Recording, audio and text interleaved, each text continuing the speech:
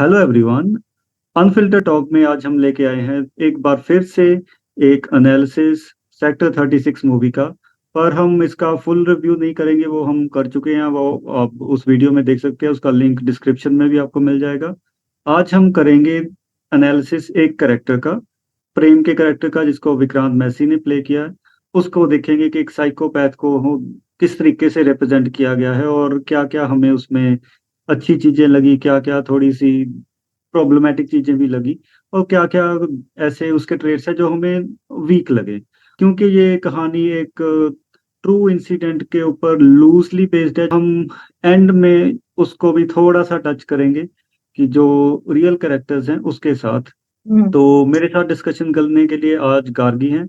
गार्गी से मैं क्वेश्चन पूछूंगा आज, और वो डिस्कशन को लीड करेंगी। या पहले हम जो टॉपिक लेंगे वो है कि उसकी साइकोलॉजिकल प्रोफाइल का, जो प्रेम का करेक्टर है, तो उसमें हम्म। सबसे पहले मैं बात करना चाहूंगा उसके जो साइकोलॉजिकल फैक्टर्स हैं वो क्या क्या हैं, जो इसको, उस करेक्टर को यहाँ तक पहुंचाते हैं जो हमें दिख रहा है उस मूवी में। सो ऑब्वियसली मतलब हम जब भी मतलब अब ऑब्वियसली जिसने भी अभी तक जो ये वीडियो देख रहा होगा उनको पता ही होगा कि सेक्टर 36 मूवी किसके बारे में है। It's about a serial killer. एक सीरियल किलर के बारे में है जो कि अराउंड 22 से 24 बच्चों का जिन्होंने मर्डर किया था, बहुत ही हीनियस तरीके से।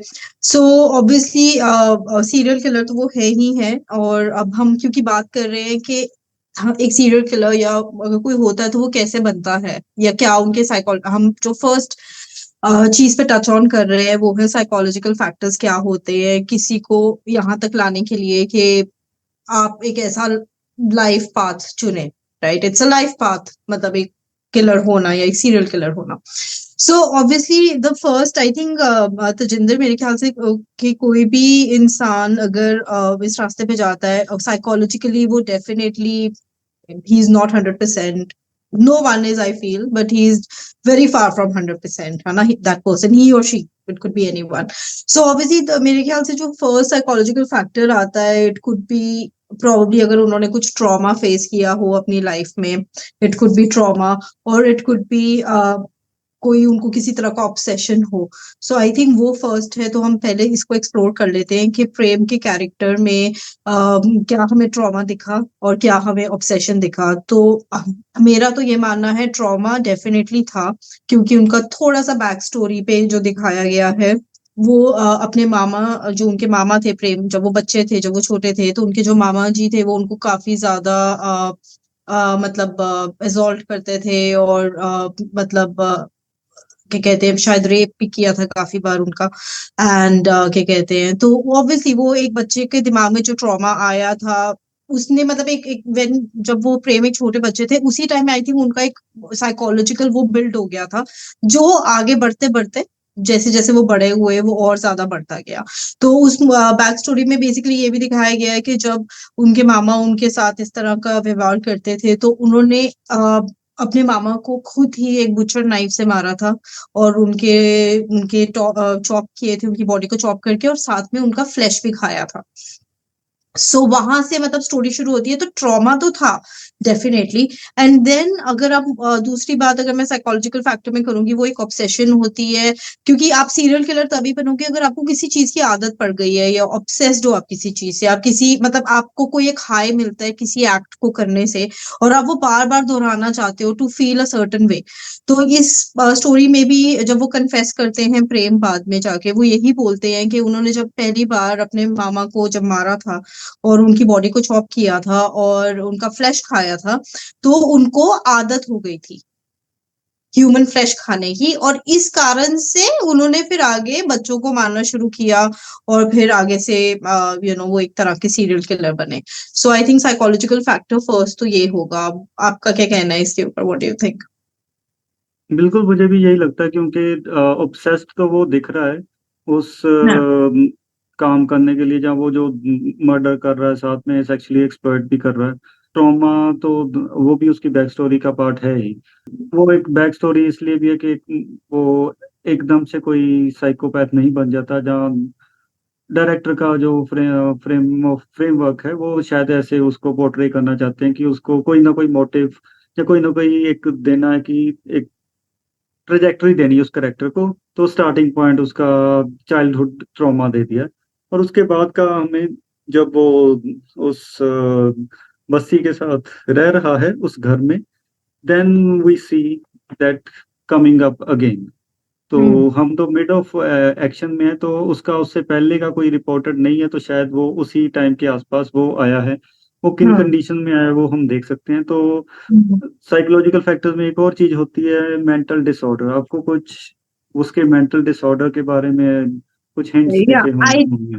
I think the only thing I could make out was that probably उनकी थोड़ा सा there was some traces of कि वो शायद उनकी split personality थी, मतलब वो दो तरीके के हैं, मतलब बेसिकली उनकी दो तरीके की पर्सनालिटी थी। एक जब वो अकेले होते हैं, जब वो मतलब होता क्या है कि वो ऑब्वियसली जैसे मूवी शुरू होती है तो शुरू में तो मतलब वो एक बहुत बड़े बंगलों में रह रहे हैं और ऐसा दिखाया गया है, लेकिन शुरू में ही दिखा दिया गया है कि वो मारते हैं बच्चों को एंड ऑल ऑफ दैट। लेकिन बाद में जाके ये पता चलता है कि वो बेसिकली उस घर के नौकर होते हैं।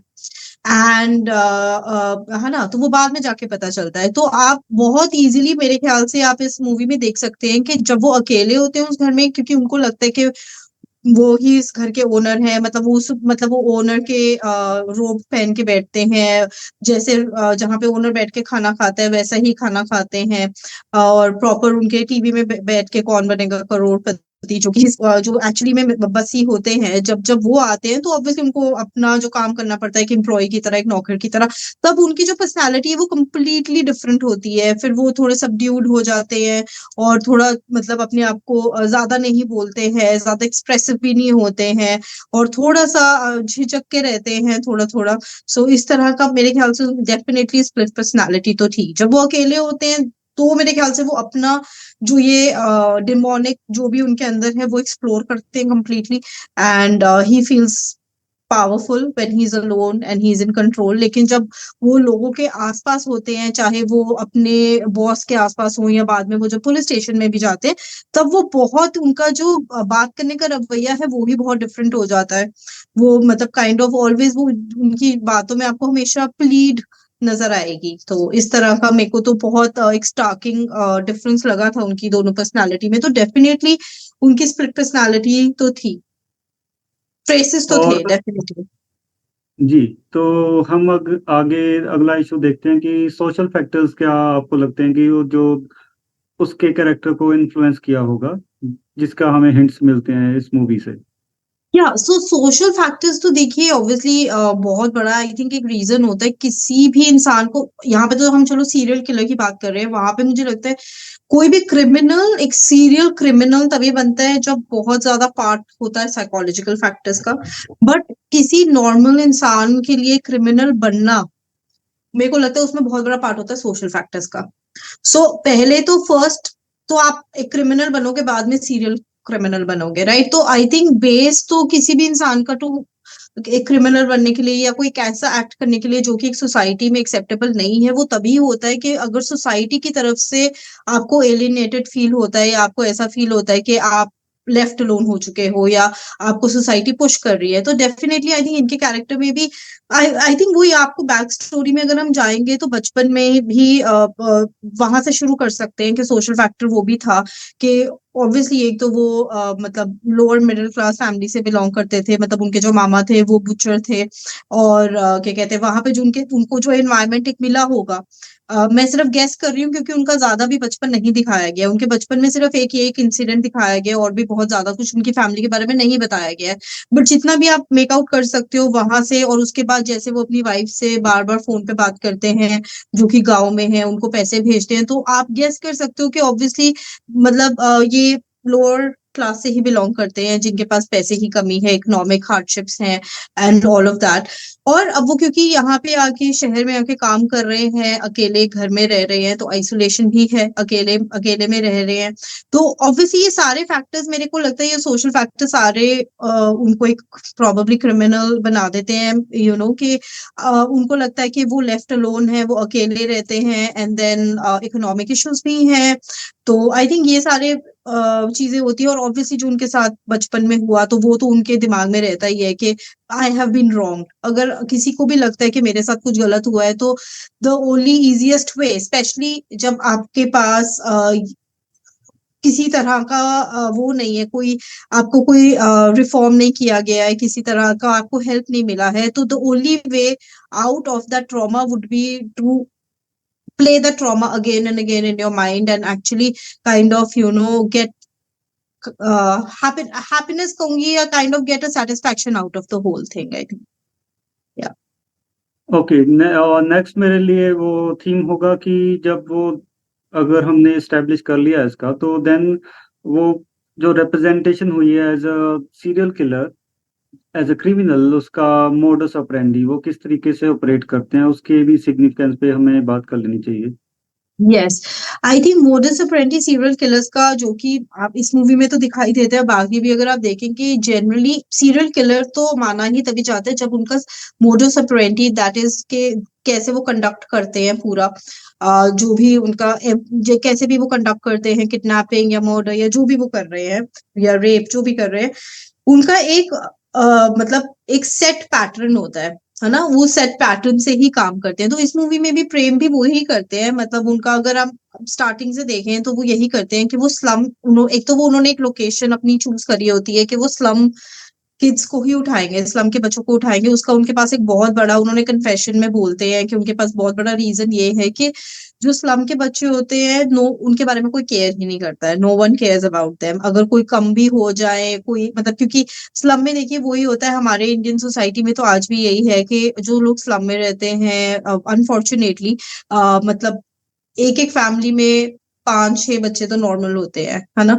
तो एक तो पेरेंट्स भी मतलब ऑब्वियसली उनका इफ अगर वो बच्चे करते हैं, उनका मतलब ये नहीं होता कि वो बच्चे पैदा करना चाहते हैं, उनका कुछ और ही होता है कि may be they don't have the resources, या उनके पास इतनी एजुकेशन नहीं होती है टू प्लान अ फैमिली, या इतना इतना इतना शायद बैंडविड्थ भी नहीं होती है कि इस बारे में सोचने के लिए भी।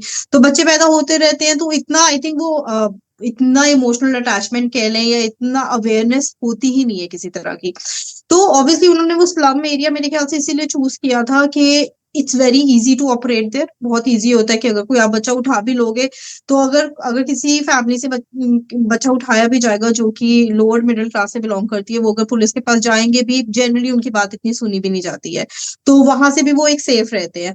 तो एक वो है, दूसरा उसके बाद ये है कि वो जो पैटर्न जनरली अगर आप मूवी देखेंगे उसमें फॉलो करते हैं, जब भी वो बच्चे को उठा के अपने घर में लेके आते हैं, उसके बाद जब भी वो उनको, आई थिंक एक सीन है जहाँ पे एक ही बच्चे का साथ उनका इंटरेक्शन थोड़ा सा दिखाया गया है, जो जो अली नाम का बच्चा होता है, उनके साथ इंटरेक्शन दिखाया गया है। उसमें वो अली को बोलते हैं कि पहले मैं आपके साथ खेलूंगा और उसके बाद जो मेरे को आपके साथ करना होगा वो मैं करूंगा। तो ऑब्वियसली यू कैन, आप इसमें से समझ सकते हैं कि शायद वो पहले बच्चों के साथ रेप करते होंगे या कुछ असॉल्ट करते होंगे, कुछ भी करते होंगे उनको मारने से पहले। तो उसके बाद, और जब भी वो कर रहे होते हैं, जब भी वो बच्चों को मार रहे होते हैं, एक पीछे सॉन्ग चलता है, और वो हमेशा परफ्यूम लगा के रहते हैं उस टाइम पे। तो ये पैटर्न आप देख सकते हैं कि वो हमेशा ये फॉलो करते हैं। अब बट इसमें actually I would like, if you have anything to say Tajinder, what do you think कि ये क्यों होता है? मतलब आपको लगता है कि वो एक तरह से अपने लिए एक माहौल क्रिएट करते हैं, मतलब परफ्यूम लगा के, सॉन्ग लगा के, मतलब एक रिचुअल जैसा वो बनाते हैं अपने लिए, ये इसीलिए ऐसे करते हैं, या व्हाट इज इट? हाँ बिल्कुल, अगर वैसे कोई सीरियल किलर होगा तो शायद वो वाला सॉन्ग ना लगाए, मन क्यों बहका आधी रात में, बेला महका आधी रात में। तो वो शायद हम, जो डायरेक्टर है, हमें भी किस तरीके से डायरेक्ट कर रहा है, जैसे या कह ले कि हैंड होल्डिंग कर रहा है कि इतने मेच्योर ऑडियंस शायद नहीं है हम इंडियंस, जहाँ वो उसको लगता है कि हम नहीं है, कि वो हैंड होल्डिंग करनी पड़ रही है उसको बहुत ज़्यादा पॉइंट्स पे, कि एक सीरियल किलर को एस्टेब्लिश करने के लिए। उसकी जगह पे कोई और सॉन्ग भी हो सकता था। तो वो एक तरीके का एटमॉस्फियर हमारे अंदर इमोटिव रिएक्शन प्रोड्यूस करने के लिए, मुझे लगता है वो उसका पर्पस वो शायद ज़्यादा है, बजाय इसके कि वो क्या करता है, उसको क्या फील होता है, वो कौन सा सॉन्ग सुनना चाहेगा। और परफ्यूम वो सॉन्ग के साथ भी हम रिलेट कर सकते हैं कि वो परफ्यूम लगाया है, जैसे जहाँ वो एमुलेट किसे कर रहा है, जब वो मिला है हमें तो वो कपड़े भी अगर मालिक के पहन रहा है तो मालिक जो जो करता है तो सारी चीजें वो वही रिपीट करेगा। पर यस। उसके पास अवेलेबिलिटी वो नहीं है। अगर वो प्रोस्टिट्यूट्स को अफोर्ड कर सकता है मालिक, पर ये नहीं कर सकता।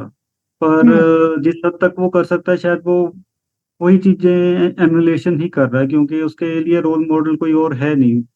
और हम्म। शायद ट्रिगर भी उसका ये हो सकता है कि जिस एनवायरनमेंट में रह रहा है वो वहां पे कम से कम बस्सी का कोई मोरल फिल्टर उसको लगाने की जरूरत नहीं है उस घर में, क्योंकि यस। उसकी फैमिली कहीं और रहती है। यस। तो शायद वो देख के कि उसको लगता है कि ये पहले भी वो शायद उसका बचपन का मुझे लगता है कि ट्रॉमा ही ट्रिगर हो रहे हैं। यस। और जैसे वो वही बुच्चर वाला तरीका यूज करता है डिस्पोज करने के लिए, अगर बच्चा मार दिया तो कहीं तो फेंकना पड़ेगा, तो शायद उसी चीज को वो एक्सप्लोर कर रहा है और वही चीजें बार बार बार बार बार बार रिपीट हो रही हैं।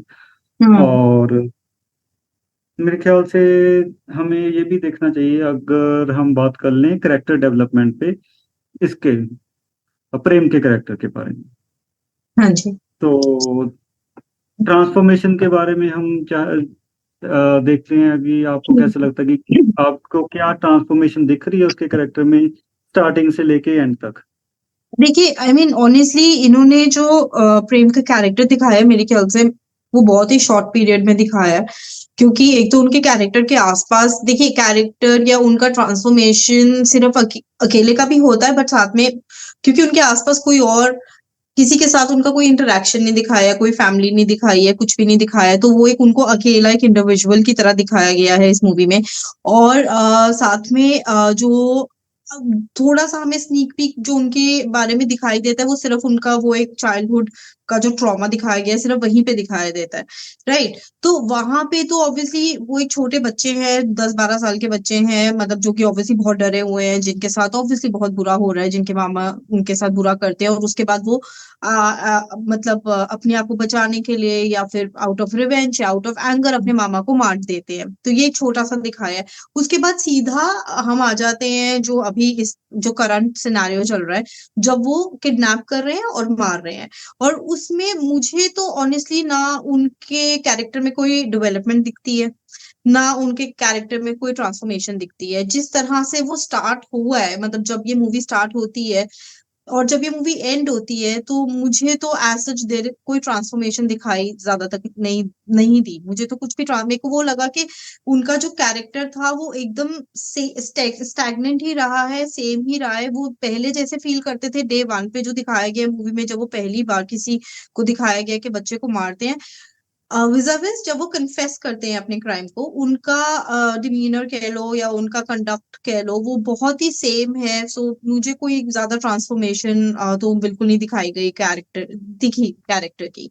क्योंकि एज़ आई सेड सिर्फ़ बचपन में उनका एक एक सीन दिखाया गया, उसके बाद करंट सिनेरियो में आ गए। बीच में हमें नहीं पता कि क्या हुआ, उनका कैसे how he was brought up, तो उनका कोई ट्रांसफॉर्मेशन हुआ है या नहीं हुआ है, तो वो इतना आई थिंक हम बोल नहीं सकते हैं क्योंकि दिखाया भी नहीं गया है।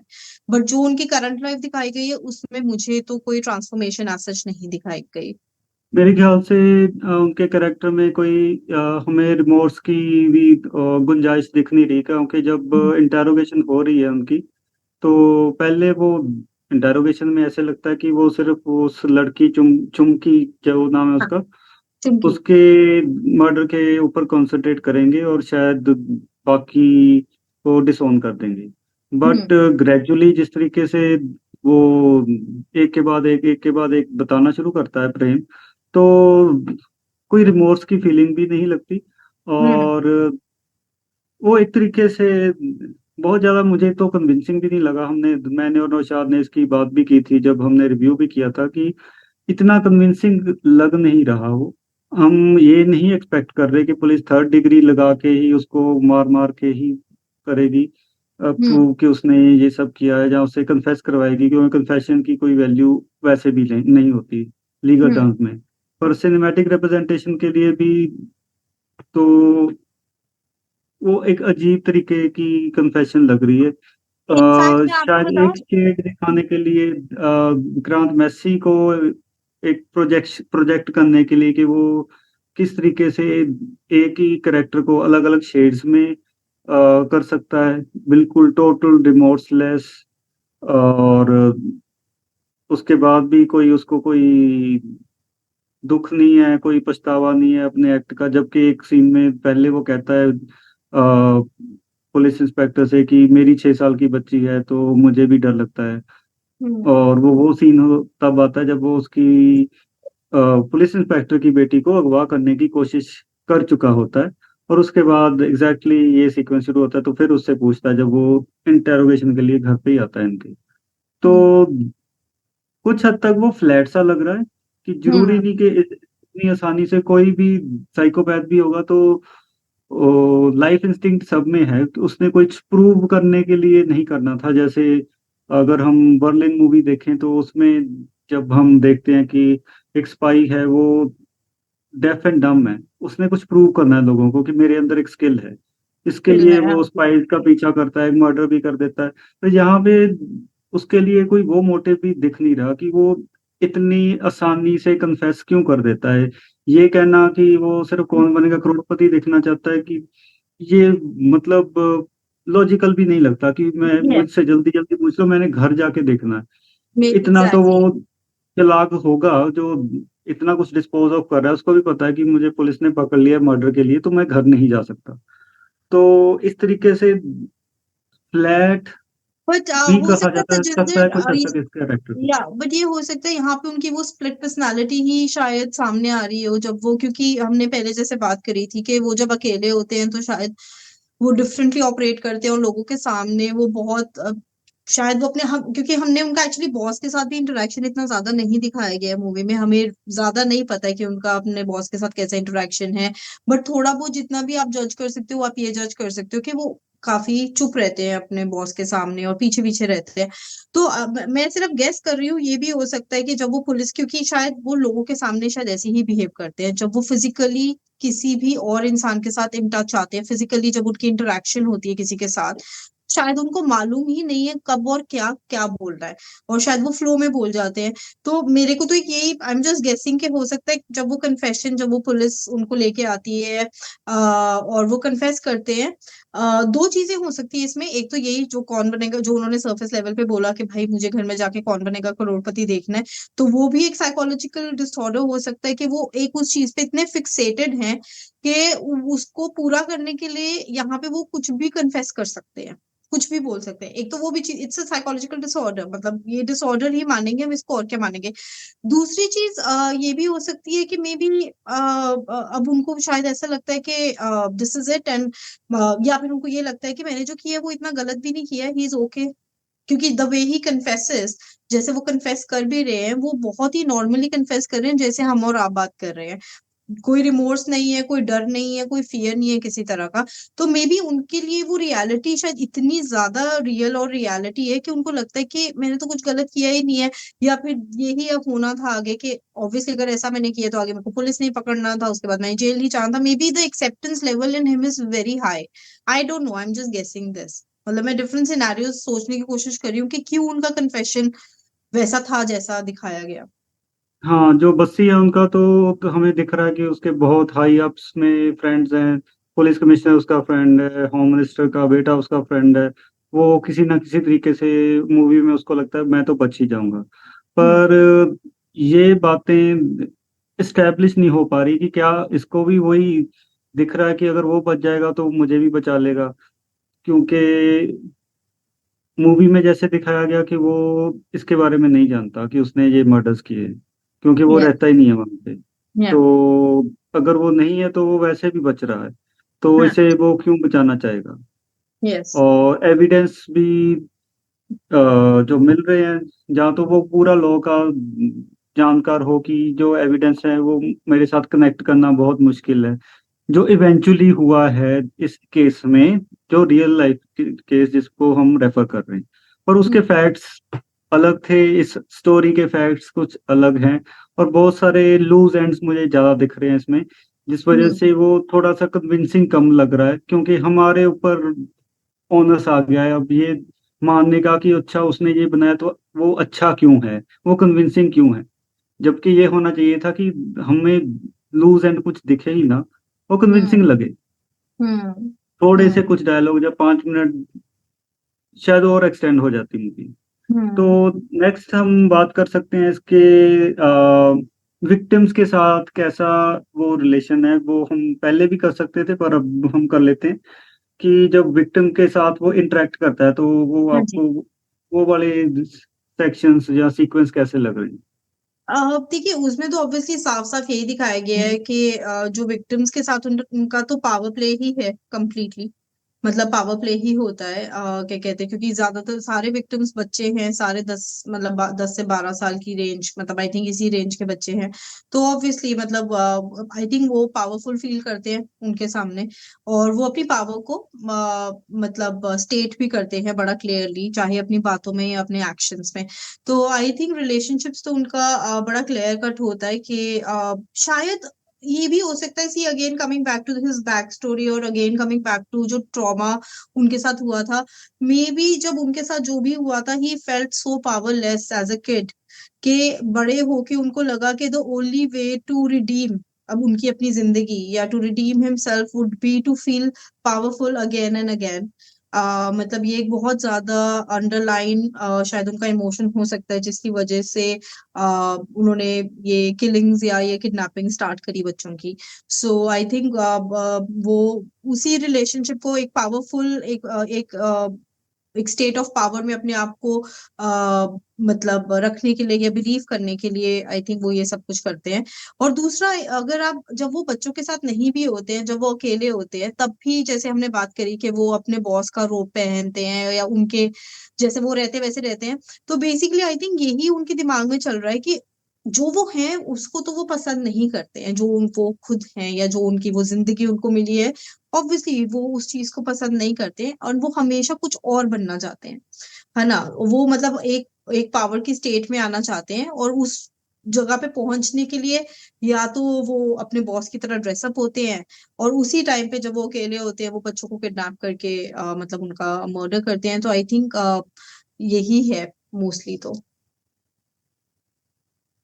हाँ तो जो लास्ट पॉइंट है हमारा उसमें हम इसको शायद मर्ज भी कर पाएं कि जो हमारा रिस्पॉन्स है ऑडियंस का, जो व्यूअर्स का रिस्पॉन्स है उसको लेके उसका इमोशनल इम्पैक्ट और एक responsibility hmm as a film maker वो कितनी आपको लग रही है। खासकर मैं अली वाले सीन पे या आपका तवज्जो चाहूंगा दोबारा कि जो एक बच्चे के साथ इनेक्ट करते हुए कुछ वो डायलॉग्स यूज किए गए हैं, एक्सप्लिसिट डायलॉग्स, वो इंटेरोगेशन के टाइम पे भी मुझे लगता है आ सकते थे। यस, आई डोंट नो वो अब वो हो सकता है कि शायद डायरेक्टर बहुत ही उनको ये दिखाना चाहते थे कि वो कितने ग्रूसम है या जो भी है, बट उस चक्कर में हाँ जी, मतलब ये तो है कि जब अली के साथ उनका वो अनेक्ट हो रहा है सीन, जब वो अली को बता रहे हैं कि वो उनके साथ क्या क्या करेंगे, तो वो काफी ज्यादा मतलब it's very violent in nature, काफी वायलेंट है नेचर में, उनके वर्ड्स कह लो और जिस तरह से वो अपने आप को एक्सप्रेस कर रहे हैं। And yes I mean it's a movie है तो वो मूवी ही, बट ये भी एक चीज आप चेंज नहीं कर सकते कि जो अली है बच्चा है वो एक्चुअली में 10 या 12 साल का ही बच्चा होगा। सो आई मीन ये तो चीज डेफिनेटली क्वेश्चनेबल है कि yes obviously this movie is released on Netflix and यहाँ पे इतने शायद इतनी सर्टिफिकेशंस मतलब या उनके जो बेसिस हैं वो बहुत डिफरेंट है जो कि बाकी मूवीज के लिए होते हैं। बट देन अगेन ये एक अपनी personal responsibility I think director की भी हो सकती है, स्क्रिप्ट राइटर की भी हो सकती है, एक्टर की भी हो सकती है, कि वो शायद डायरेक्टली किसी बच्चे के सामने ये चीज ना लेके आना चाहे।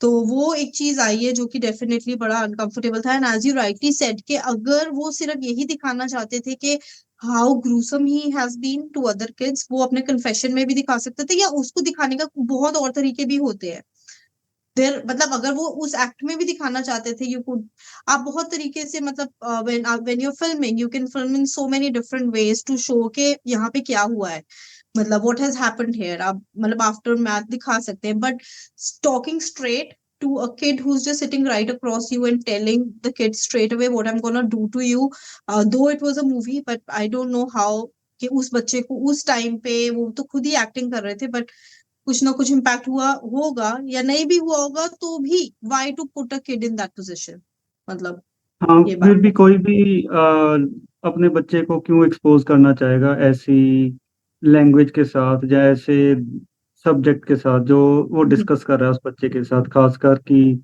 उसके मरने का उसके पेरेंट्स को कोई फर्क नहीं पड़ता और वो और यस बच्चे भी पैदा कर सकते हैं, वो यस एक्सप्लिसिटली एक्सटेंड करता जाता है उसको। वो शायद एक मोनोलॉग में भी हो सकता था या कन्फेशन में भी हो सकता था, उसके अलग अलग तरीके हो सकते थे, क्योंकि बच्चे के ऊपर तो इफेक्ट पड़ना, हम सोच सकते हैं क्या इफेक्ट पड़ा होगा। अगर यस रियल लाइफ में अगर हमें दिख रहा है कि बच्चे के ऊपर ये इफेक्ट पड़ रहा है, तो रियल लाइफ में जो बच्चा प्ले कर रहा है उसके लिए रिस्पॉन्सिबल वो बच्चा नहीं है, क्योंकि बच्चा कोई वो अथॉरिटी नहीं है उसमें, उसकी या कोई से नहीं है कि उसके कौन से डायलॉग मिलने हैं या कौन से नहीं मिलने। एक राइट डायरेक्टर की ड्यूटी है, उस एक्टर की भी ड्यूटी है कि उसके को स्टार को क्या सर्व किया जा रहा है। राइट ये जेंटलमैन बनना कि हम अपने फीमेल लीड्स के साथ बहुत जेंटल हैं, तो ये जेंटलमैनशिप यहाँ दिखानी भी शायद बहुत ज्यादा जरूरी थी, उससे भी ज्यादा जरूरी थी, जो बिल्कुल। कि मिसिंग लग रही है। Yes absolutely. और मतलब वही बात है कि यस आई मीन वो बच्चा तो एक्टर ही है, but I am just thinking कि कैसा ही लगा होगा उनको, मतलब उस बच्चे को सुन के या क्या, कैसा मतलब आई डोंट नो उनको कैसा लगा होगा, बट ये बिल्कुल ये आई थिंक कोई भी मूवी मेकर या कोई भी होता है, आई थिंक इतना ख्याल जरूर रखना चाहिए कि अगर कोई अंडर एज है तो उनको ज्यादा भी एक्सपोज ना किया जाए, even if it's during film making process, मतलब इतनी हाँ, सेंसिटिविटी आई थिंक होनी चाहिए, मतलब हर जगह पे। जब फिल्म मेकर खुद अपनी सेंसरशिप करेंगे तो फिर वो सेंसरशिप की डिमांड नहीं आएगी, तो एब्सोल्युटली। आर्ट को भी सेंसर नहीं किया जाएगा।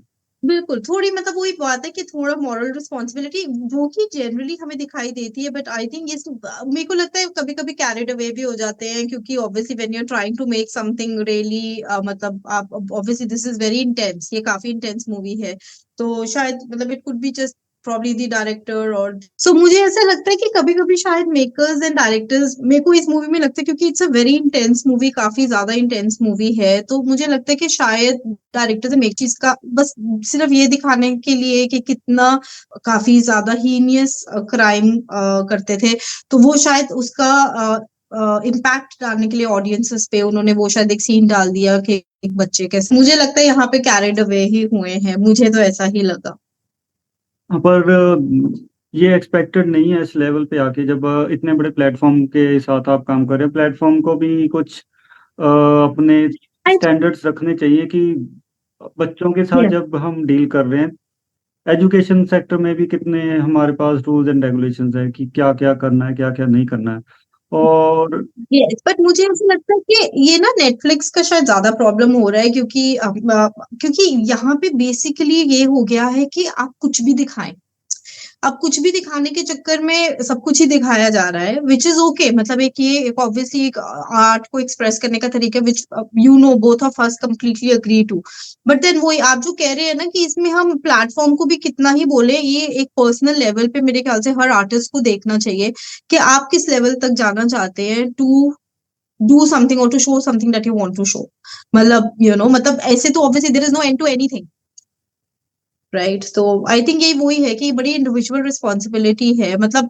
यस आप मेकर्स को बोल सकते हो, actor could have also said no, एक एक्टर भी मना कर सकते थे, क्योंकि जो विक्रांत मैसी हैं वो भी एक काफी मतलब माने हुए एक्टर हैं अपने, वो भी बोल सकते थे कि I would not like to do a scene with a child, मतलब या वो भी बोल सकते थे, या डायरेक्टर तो डेफिनेटली उनके ऊपर ही था कि वो क्या चाहते थे, but yes yeah it's very unfortunate, yeah, but I think the onus lies completely on the actor and the director, I would say.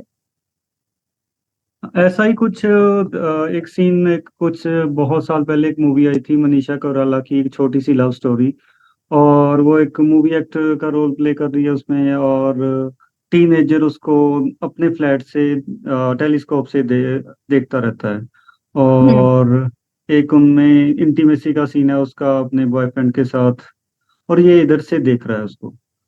और ये किसी मूवी का रीमेक है।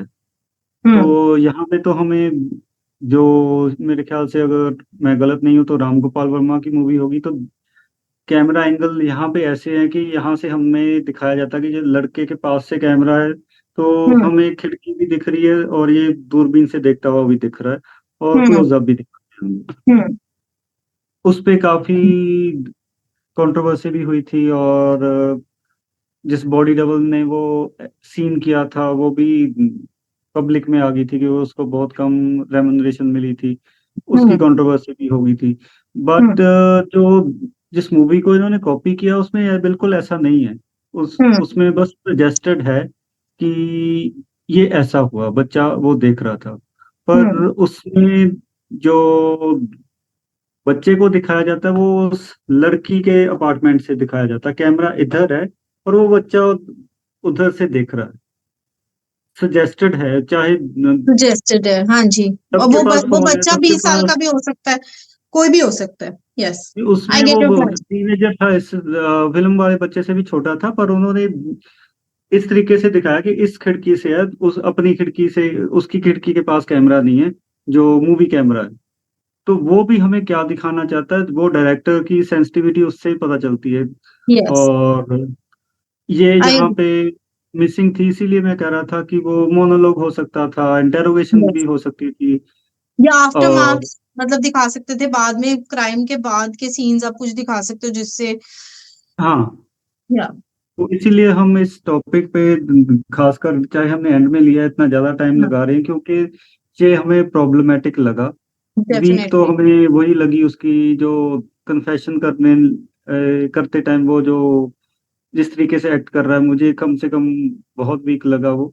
और वैसे एक्टिंग अगर देखी जाए, उसके शेड्स देखे जाए तो मैसई ने अच्छा रोल किया है बिल्कुल। वो किसी उसको कंपार्टमेंट में नहीं डाल सकते, किसी के साथ यस, कंपैरिजन नहीं कर सकते। अगर यस, आशुतोष राणा का बहुत ओवर द टॉप रहा है, उसने एक दो मूवीज में ऐसा काम किया है साइकोपैथ का, तो हम लोगों का वो टीनेजर ईयर्स थे जब हमने वो मूवीज यस। देखी, तो वो एक दुश्मन, शॉकिंग एक्सपीरियंस थे हमारे लिए। दुश्मन, या दुश्मन दुश्मन, वाज, और एक और मूवी भी थी अक्षय कुमार के साथ, उसमें भी वो लगभग वैसा सही रोल किया उसने।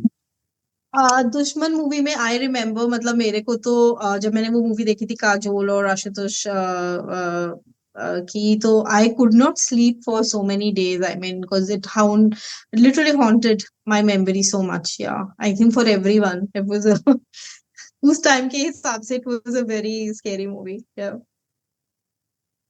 हाँ, तो यस, इसीलिए हम ये टॉपिक भी ले रहे हैं इसमें कि करेक्टर के एनालिसिस के साथ ये टॉपिक की यहाँ पे सेंसिटिविटी शायद दिखानी चाहिए थी, शायद क्या डेफिनेटली दिखानी चाहिए थी। डायरेक्टर बिल्कुल, का मेन रोल होता है क्योंकि डायरेक्टर का विजन है जो हमें दिख रहा है। कैमरा बिल्कुल, डायरेक्टर घुमा रहा है हमारे लिए, और यस, वो ही ब्लॉकिंग कर रहा है सीन की कि किसने कहाँ खड़े होना है, किसने क्या बोलना है।